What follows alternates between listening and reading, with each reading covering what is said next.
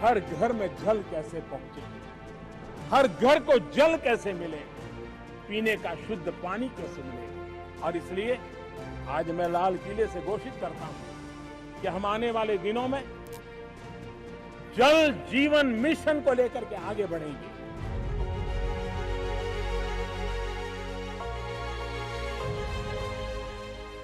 ഈ വാക്കുകളിൽ രാജ്യത്തെ സാധാരണ സ്ത്രീകളുടെ വേദനയും ജലക്ഷാമം നേരിടുന്ന വിദൂര ഗ്രാമത്തിലെ അമ്മമാരുടെയും സഹോദരിമാരുടെയും നോവും ഉണ്ടായിരുന്നു. സാധാരണക്കാരുടെ ജീവിത പോരാട്ടത്തിന്റെ കാലമായിരുന്നു അത്. പ്രധാനമന്ത്രി നരേന്ദ്രമോദി ഗുജറാത്ത് മുഖ്യമന്ത്രിയായിരിക്കെ അദ്ദേഹത്തിന് നേരിട്ട് അനുഭവിക്കാനായ ഗുജറാത്തിലെ വരൾച്ചാ ബാധിത പ്രദേശങ്ങളുടെ കഥയായിരുന്നു ഇത്. ആ കഥയുടെ സാരം ഇതാണ്. ഗ്രാമീണ സ്ത്രീകളുടെ ജീവിതത്തിൻ്റെ വിലപ്പെട്ട ഒരു ഭാഗം വെള്ളം ശേഖരിക്കുന്നതിന് ചെലവഴിക്കുന്നു. അവരുടെ ഉപജീവന മാർഗമാകട്ടെ, കുട്ടികളെ വളർത്തുന്നതാകട്ടെ, വിദ്യാഭ്യാസമാകട്ടെ, ഇവയെല്ലാം ഇതിനു താഴെ മാത്രം. मुझे आज भी याद है श्री नरेंद्र मोदी जी ने 7 अक्टूबर 2001 को गुजरात के मुख्यमंत्री पद की शपथ ली थी और पहले दिन से ही एक के बाद एक जो उस समय गुजरात की समस्याएं थी उसको हल करने में उन्होंने अपना पूरा जीवन लगा दिया. आपको याद होगा कि उन दिनों गुजरात में, सौराष्ट्र में, नॉर्थ गुजरात में बहुत सी जगहों पे टैंकर से पानी की सप्लाई होती थी. इनफैक्ट कई साल ऐसे थे, मुझे आज भी याद है, कि ट्रेन से पानी की सप्लाई होती थी. डेली 2 ट्रेन चलती थी और उससे पानी सप्लाई होती थी. ऐसी विषम परिस्थितियों में तत्कालीन मुख्यमंत्री श्री नरेंद्र मोदी जी ने, मुझे आज भी याद है, उन्होंने एक बात कही कि हम समस्याओं को मैनेज करते हैं. पानी की जो ये समस्या है मैं इसको हमेशा के लिए हल करना चाहता हूँ. 2001 മുതൽ ഗുജറാത്ത് മുഖ്യമന്ത്രിയായിരിക്കെ തന്നെ സ്ത്രീകളുടെ ഈ ബുദ്ധിമുട്ടുകൾ ഇല്ലാതാക്കുമെന്ന് പ്രധാനമന്ത്രി നരേന്ദ്രമോദി പ്രതിജ്ഞയെടുത്തിരുന്നു. കച്ചിലെ മരുഭൂമിയോ സൗരാഷ്ട്രയുടെ ഗ്രാമങ്ങളോ ആകട്ടെ, കുടിവെള്ളത്തിനായി സ്ത്രീകൾ കിലോമീറ്ററുകളോളം സഞ്ചരിക്കുന്നത് അദ്ദേഹം കണ്ടു. കത്തുന്ന വെയിലിൽ പാദങ്ങളിലെ പൊള്ളലിൽ നിന്ന് ഉയരുന്ന സാധാരണക്കാരുടെ വേദന തൻ്റെ രാഷ്ട്രീയ ജീവിതയാത്രയിൽ നരേന്ദ്രമോദി നേരിട്ട് അനുഭവിച്ചറിഞ്ഞു. മുഖ്യമന്ത്രി പദമേറ്റയുടൻ 2001 ഈ ജലപ്രശ്നം പരിഹരിക്കാനും ആ അമ്മമാരുടെയും സഹോദരിമാരുടെയും ജീവിതം പ്രകാശമാക്കാനും അദ്ദേഹം ഉദ്യമിച്ചു. എല്ലാ ഗ്രാമങ്ങളിലും വെള്ളമെത്തിക്കാനുള്ള ഉത്തരവാദിത്വം ഏറ്റെടുക്കാൻ തുടങ്ങി. വാസ്മോ എന്ന സ്ഥാപനം രൂപീകരിച്ചു. രാജ്യത്താദ്യമായി എല്ലാ ഗ്രാമങ്ങളിലും ജലമെത്തിക്കാൻ ജലസമിതികൾ നിലവിൽ വന്നു. ജലസമിതികളുടെ ഈ പരിശ്രമത്തിന് 2009 ഐക്യരാഷ്ട്രസഭയുടെ പബ്ലിക് സർവീസ് അവാർഡ് ലഭിക്കുകയുണ്ടായി. मुख्यमंत्री बनने से पहले सामाजिक और राजनीतिक जीवन जो उनका था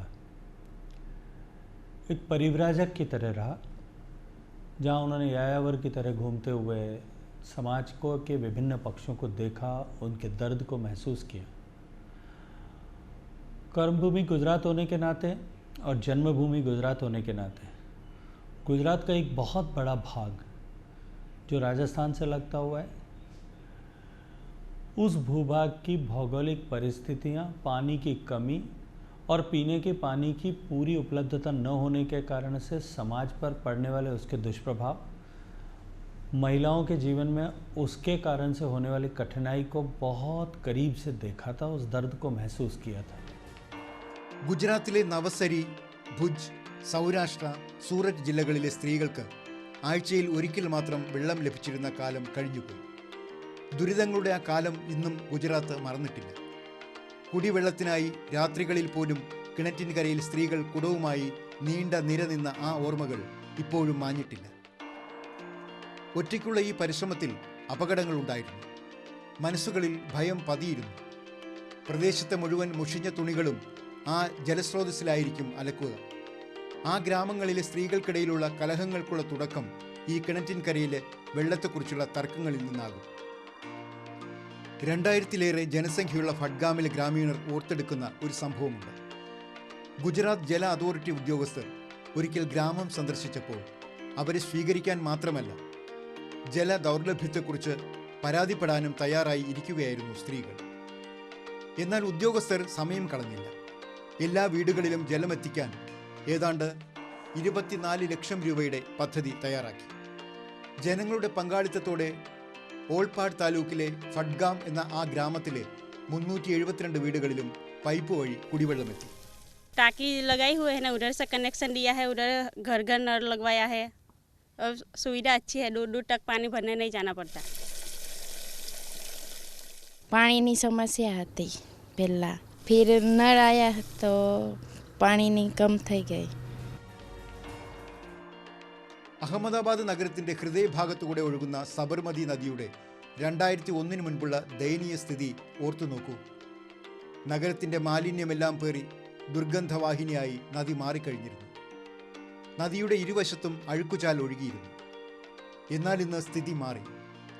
സബർമതി ആശ്രമത്തിലെത്തുന്ന ലോക നേതാക്കളും സെലിബ്രിറ്റികളും സബർമതി റിവർ ഫ്രണ്ടിന്റെ സൗന്ദര്യം ആസ്വദിക്കാൻ ആ നദിക്കരയിൽ ഉറപ്പായും സമയം ചെലവഴിക്കുന്നു. സബർമതി പോലുള്ള നദികളിൽ വർഷം മുഴുവൻ നീരൊഴുക്കുറപ്പ് വരുത്തുകയും നദിയെ പുനരുജ്ജീവിപ്പിക്കുകയും ചെയ്തത് മോദിയുടെ നിശ്ചയദാർഢ്യം ഒന്നുകൊണ്ട് മാത്രമായിരുന്നു. 2017 ഈ സബർമതിയിൽ നിന്ന് രാജ്യത്തെ ആദ്യത്തെ സീ പ്ലെയിൻ പറന്നുയർന്നു. साबरमती फ्रंट जो है एक टूरिस्ट स्पॉट बन गया है. तो इस तरह से ये सारी चीज़ें जो हुई हैं, ग्राउंड वाटर रिचार्ज हुआ है और जो रेड जोन्स थे वो अभी अब वहाँ पानी की दिक्कत नहीं है. Ground water is available copious in the abundance. तो ये तमाम चीज़ें जो है वो वाटर मैनेजमेंट के एक अद्भुत मॉडल की तरफ इशारा करता है. ജലലഭ്യത ഗ്രാമീണ ജനതയെ സാമ്പത്തികമായി അഭിവൃദ്ധിപ്പെടുത്തിയതിൻ്റെ വിജയഗാഥയാണ് ഗുജറാത്തിലെ നവസരി ജില്ലയിലെ പേര ഗ്രാമം പറയുന്നത്. വരൾച്ചയുടെ ഭീഷണി മറികടക്കാൻ സാമൂഹിക ജലസംരക്ഷണ പ്രവർത്തനങ്ങൾ 1994 മുതൽ ഇവിടെ ആരംഭിച്ചു. ഗ്രാമത്തിൽ കുളങ്ങൾ തയ്യാറാക്കിക്കൊണ്ടിരുന്നു. സ്വജൽധാര പദ്ധതിയിലൂടെ ഗ്രാമത്തിലെ ജലലഭ്യത ഉറപ്പുവരുത്തിയതിനാൽ കൃഷിക്കൊപ്പം മൃഗസംരക്ഷണവും ഉപജീവനമാർഗമായി മാറി. കാലക്രമേണ പാലുൽപാദനം ഗ്രാമീണ ജനതയുടെ പ്രധാന വരുമാന സ്രോതസ്സായി മാറി. അത് പിന്നീട് ഗുജറാത്തിലെ ധവള വിപ്ലവം ശക്തിപ്പെടുത്തുന്നതിൽ വളരെ സഹായകരമാണെന്ന് തെളിഞ്ഞു. ജൽജീവൻ മിഷൻ പ്രഖ്യാപിച്ചതോടെ 450ഓളം കുടുംബങ്ങളുള്ള ഈ ഗ്രാമത്തിൽ വീട് തോറും പൈപ്പ് വഴി ജലസൗകര്യവും എത്തി. पशुपालन बड़ा है. पानी उपलब्ध होने से, पानी मिलने से, टाइम से पानी मिलने से लोगों ने खेती के साथ दूसरा व्यवसाय जो पसंद किया वो पशुपालन है. और पशुपालन के माध्यम से उन्होंने एक दूसरी आमदनी इनकम डेवलप की है और जो उसके घर खर्च में उनको मदद करती है और जो खेती की किसानी की जो आमदनी होती है वो उनके पास जमा रहती है. ജലപ്രതിസന്ധിയെക്കുറിച്ച് പരാമർശിച്ചുകൊണ്ട് ജൽജീവൻ മിഷൻ ആരംഭിക്കുന്നതായി പ്രധാനമന്ത്രി നരേന്ദ്രമോദി പ്രഖ്യാപിച്ചു. ഈ ദൗത്യത്തിലൂടെ നമ്മുടെ ഓരോ വീട്ടിലും വെള്ളം എങ്ങനെ എത്തുന്നുവെന്ന് ഉറപ്പുവരുത്തും. ഓരോ കൃഷിയിടത്തിനും വെള്ളം ലഭിച്ചുവെന്ന് എങ്ങനെ ഉറപ്പിക്കും? വാട്ടർ ഗവേണൻസിനെ കുറിച്ചുള്ള അനുഭവത്തിലൂടെ നരേന്ദ്രമോദി ഗുജറാത്തിലെ കച്ചിലെ മരുഭൂമി പ്രദേശത്തിലേക്ക് പച്ചപ്പ് തിരികെ കൊണ്ടുവന്നു. 2019 പ്രധാനമന്ത്രി മോദി രാജ്യം മുഴുവനെയും ഈ വാട്ടർ ഗവേണൻസുമായി ബന്ധിപ്പിക്കുകയും ജല ദൗർലഭ്യം പരിഹരിക്കാനുള്ള ശ്രമങ്ങൾ ജലശക്തി മന്ത്രാലയം വഴി ഊർജിതമാക്കുകയും ചെയ്തു. हमारे संस्थापकों ने, दीनदयाल जी और श्यामा प्रसाद जी ने उसके मार्ग को भी एक स्पष्ट रूप से डिफाइन किया था कि समाज में अंतिम पंक्ति में खड़े व्यक्ति के जीवन में परिवर्तन ला करके उसको समर्थ, सबल और सशक्त करके ही सशक्त राष्ट्र का निर्माण किया जा सकता है. इंक्लूसिव डेवलपमेंट के माध्यम से हम देश को आगे बढ़ा सकते हैं और उसी दर्शन पर आधारित माननीय प्रधानमंत्री जी के सारे कार्यक्रम हैं. ഈ ദൗത്യത്തിനായി 3.5 ലക്ഷം കോടിയിലധികം രൂപ ചെലവഴിക്കാൻ മോദി സർക്കാർ തീരുമാനിച്ചു. 2024ഓടെ ഇത് പൂർത്തിയാക്കാനുള്ള പ്രതിബദ്ധതയും സർക്കാർ പ്രകടിപ്പിച്ചിട്ടുണ്ട്. അതായത് സ്വച്ഛ് ഭാരതിന് ശേഷം ജൽജീവൻ മിഷൻ സാമൂഹിക പങ്കാളിത്തത്തിൻ്റെ മറ്റൊരു മുന്നേറ്റമായി ഉയർന്നു വന്നിട്ടുണ്ട്. शहर से बिलोंग करती हूँ और बाय चांस मेरी जो शादी है एक गांव में हो गई। और गांव में आने के बाद मुझे पता लगा कि लोगों की कैसी मारामारी थी पानी को लेकर। 2002 में मेरी शादी थी और उस टाइम पे मैंने इस चीज़ को फेस किया था। मटका लेकर जाना, महिलाओं का आपस में गाली गलौज, लड़ना, लाइन लगाना, और तो और दूर कुओं से पानी लेकर आना, पीने का अलग पानी लेकर आना, घर में कपड़े धोने का अलग पानी लेकर आना, इन सब चीज़ों की बहुत ज़्यादा दिक्कत थी। जल जीवन मिशन के तहत जो गांव में टूटियां लगी हुई हैं उनमें साफ़ सुथरा पानी आता है जी। और जो पहले दिक्कत थी कि रात को औरतें 2-2 घंटे 4-4 घंटे लाइन में लगी रहती थी, उसके लिए अब संकट दूर हो गया। औरतों का जी अब सुबह शाम 3 टाइम पानी आता है जी। पहले पानी की बहुत समस्याएं होती थी, खेत जाना पड़ता था, कुएं से लाना पड़ता था, मम्मी वगैरह बहुत परेशान होती थी। अब जल जीवन मिशन के कारण घर घर पानी पहुंच रहा है और पानी पाइपलाइन लग गई है तो पानी भी पर्याप्त आ जाता है।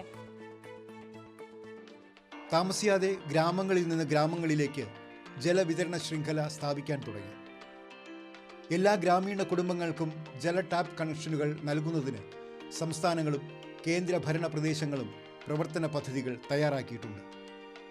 ആൾപ്പാർപ്പില്ലാത്ത പർവ്വത പ്രദേശങ്ങളിൽ വെള്ളം ചുമന്നുകൊണ്ടുവരുന്ന സ്ത്രീകളുടെ ജീവിതം ബുദ്ധിമുട്ടുള്ള സമയത്തിലൂടെയാണ് കടന്നുപോയിരുന്നത്. എന്നാൽ ഇന്ന് ജൽജീവൻ മിഷൻ മുഖേന ടാപ്പിലൂടെയാണ് അവരുടെ വീടുകളിൽ വെള്ളം എത്തുന്നത്.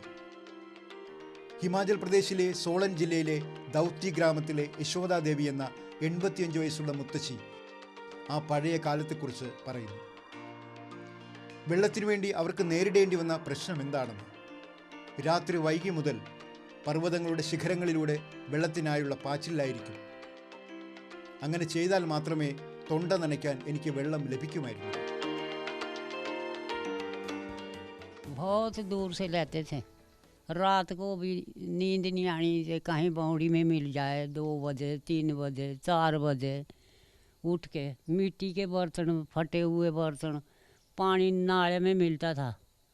पर अब तो जितना मर्जी उतना खींचते, कपड़े रोज़ धोती है। हमारे तो 1 हफ्ते में धोने पड़ते थे कपड़े भी, फिर लगता था टाइम खड्ड में जाने को।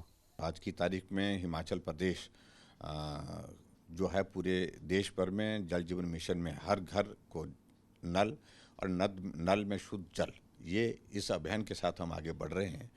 और हिमाचल प्रदेश वैसे प्रदेशों में से है जहाँ जो केंद्र ने जो अच्छा काम करने वाले प्रदेशों के लिए जो इंसेंटिव रखे थे, उस इंसेंटिव की सारी जो किस्तों को हमने जो है हिमाचल प्रदेश ने अवेल किया है.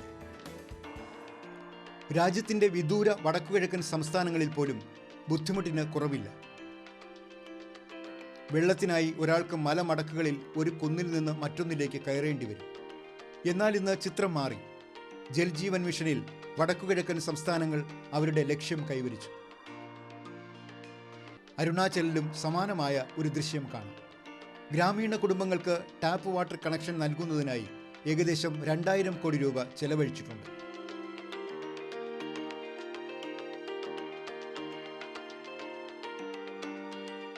जहाँ तक पूर्वोत्तर राज्यों का प्रश्न है, सिक्किम मैंने आपके सामने उदाहरण रखा कि सिक्किम में लगभग 80% घरों तक पीने का पानी पहुँच चुका है। लेकिन सिक्किम के अतिरिक्त भी 7 पूर्वोत्तर राज्य, असम जो मैंने कहा कि जहाँ अभी चुनौती बड़ी है, लेकिन शेष बचे हुए 6 राज्यों में से 6 राज्यों में बहुत उत्कृष्ट प्रदर्शन किया है.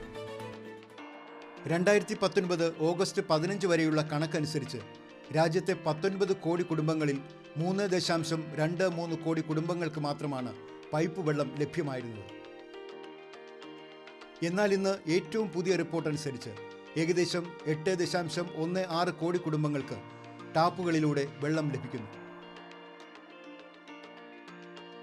സംസ്ഥാനങ്ങളെക്കുറിച്ച് സംസാരിക്കുകയാണെങ്കിൽ ഗോവ, തെലങ്കാന, ആൻഡമാൻ നിക്കോബർ ദ്വീപുകൾ, പോണ്ടിച്ചേരി, ദാമൻ ദിയു തുടങ്ങിയ സംസ്ഥാനങ്ങൾ 100% കുടുംബങ്ങൾക്കും ഈ സൗകര്യം എത്തിച്ചു നൽകി. हमने पिछले इस 21 महीने के कालखंड में 4 करोड़ और 85 लाख कनेक्शंस देने में सफलता प्राप्त की है. जो आंकड़ा 3 करोड़ 23 लाख था वो बढ़कर के 8 करोड़ 15 लाख को छू चुका है, को पार कर चुका है. और रोज़ाना लगभग हम 1 लाख कनेक्शंस औसत के दर से कनेक्शंस प्रोवाइड कर रहे हैं. ഉത്തർപ്രദേശിലും മറ്റു ചില സംസ്ഥാനങ്ങളിലും ആയിരക്കണക്കിന് നിരപരാധികളായ കുട്ടികളുടെ ജീവൻ ജപ്പാൻ മസ്തിഷ്ക ജ്വരം മൂലം നഷ്ടപ്പെട്ടിരുന്നു. അവിടെ മുൻഗണനാടിസ്ഥാനത്തിൽ ടാപ്പുകളിൽ നിന്ന് വെള്ളം വിതരണം ചെയ്യുന്ന ജോലി ത്വരിതഗതിയിലാണ്. കണക്കുകളെക്കുറിച്ച് പറയുമ്പോൾ ഉത്തർപ്രദേശിലെ 23,000-ലധികം ഗ്രാമങ്ങളിൽ പൈപ്പിലൂടെ വെള്ളം എത്തിക്കുന്നത് പുരോഗമിക്കുകയാണ്. ഇതിനോടൊപ്പം ജലജീവൻ മിഷൻ വഴി രാജ്യത്തെ മിക്കവാറും എല്ലാ സ്കൂളുകളിലും അംഗൻവാടി കേന്ദ്രങ്ങളിലും ടാപ്പിൽ നിന്നുള്ള ജലവിതരണം ആരംഭിച്ചു. ഇതുവരെ രാജ്യത്തെ 7.5 ലക്ഷത്തിലധികം സ്കൂളുകളിലും 8 ലക്ഷം അംഗൻവാടി കേന്ദ്രങ്ങളിലും കുട്ടികൾക്ക് ശുദ്ധമായ കുടിവെള്ളം ലഭിക്കാൻ തുടങ്ങി.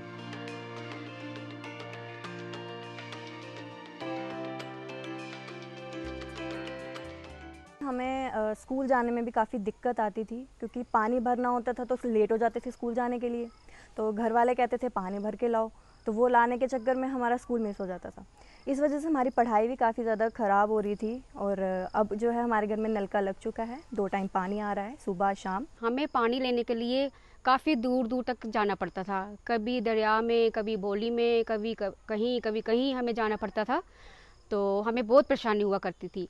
लेकिन हमारे घर में कोई अगर गेस्ट भी आ जाए ना, हमें सबसे पहले बस यही टेंशन थी हम पानी की मैनेजमेंट कैसे करें। चलो पानी तो लाना हमारी मजबूरी है, हमें तो जाना ही है, लेकिन कई बार हमें डर भी लगता था रास्ते में कि अब शाम हो चुकी है, कैसे हम जाएं।